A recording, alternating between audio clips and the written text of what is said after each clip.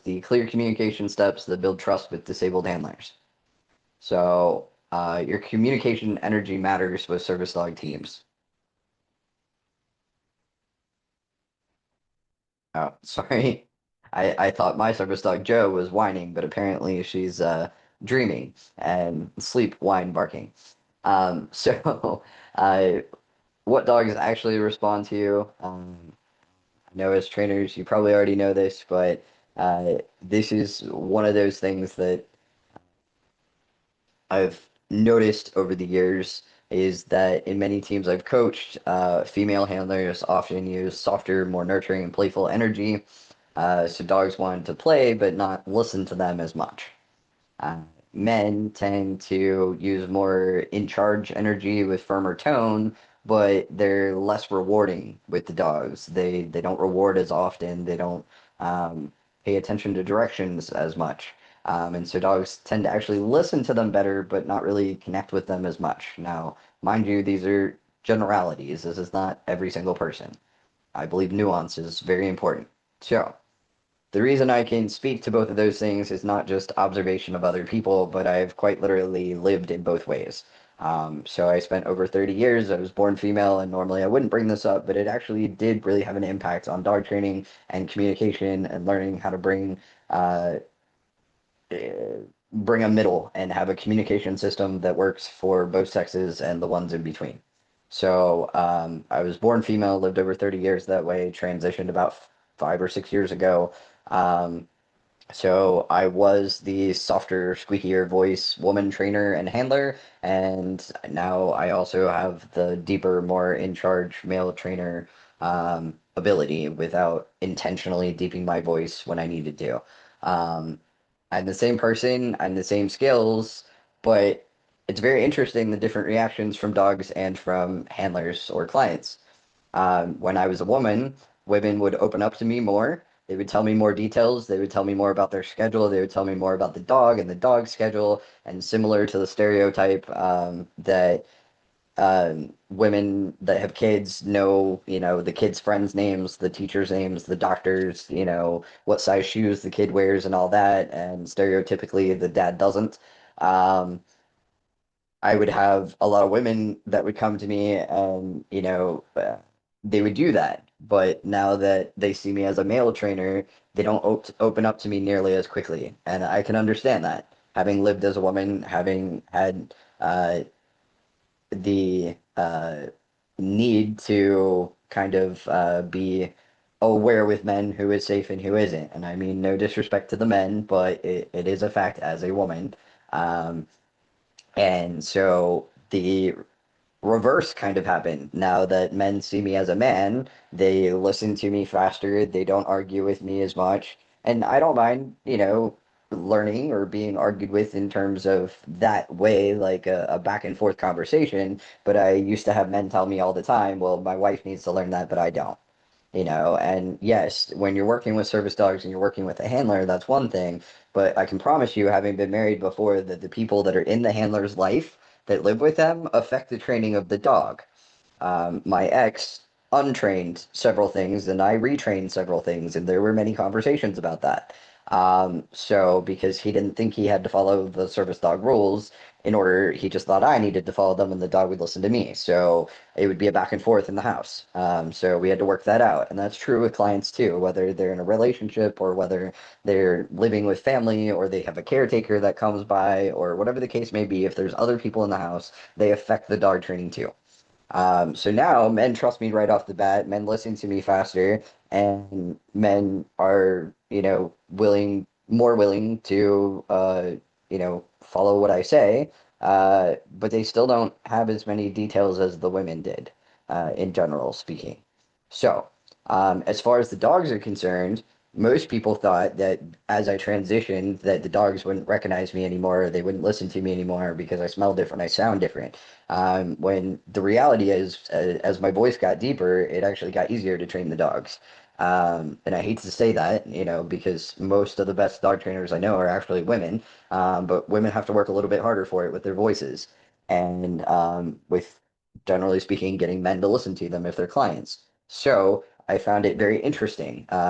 That said, one of the things about the dogs is that I did actually have to relearn kind of to be more excitable and to be more fun and rewarding and everything. Because I guess sort of the socialization of, being treated as a man and, acting, not acting, but uh, being a little bit different, standing a little taller, being myself, all that kind of stuff, I lost a little bit of that playfulness. And so I had to kind of relearn that. So my point in all this is it's not a trans issue kind of thing. What I'm talking about is I've literally lived as both as a handler and a trainer, and that has really helped and shaped my communication skills, my dog training skills, and learning how to help people better because I've lived in both worlds, or all four worlds, so to speak. Female dog trainer, female handler, male dog trainer, male handler, all four. Um, so that's why I bring it up. And I got a little ahead of myself. But nonetheless, the voice, the body language, the social habits, they shape every session. Most handlers were never taught how to be both clear and rewarding with their dogs. And also, a lot of handlers don't feel safe with their trainer for the reasons that I talked about before, where their trainer is set on a program and that's how they do things, and they don't really adapt anything that the handler needs. Or even if they consider themselves a service dog trainer, they might be adapting a couple things, but they're still very stuck on, their program. So I wanted to make sure that I started changing how I talk to handlers. Slower because I learned that I'm a fast talker and I literally focus on talking slower, even in this webinar. Clearer, as in checking in that they understand what I'm saying, not just rambling on and on and on, and expecting them to follow directions, and with explicit consent and check-ins. And Rachel here taught me a lot about that, and so did another client. That was very helpful. Uh, I do deep dive it more in my program. So I started coaching on how they spoke to their dogs, which I did do before, but like I said, with crossing over between the genders, it gave me more to work with, more to be able to explain the tones, more to help come up with a framework that everybody seemed to understand better that worked overall. So fine-tuning words, tone, and timing until the dog clearly understood them. And that was especially true with Rachel with all four different personalities and getting the dog to listen to all four personalities and figuring that out. So, my inclusive handler communication framework is matching the handler's preferred way to learn, asking what helps most. Is it verbal? Is it visual? Is it written? Is it a combination?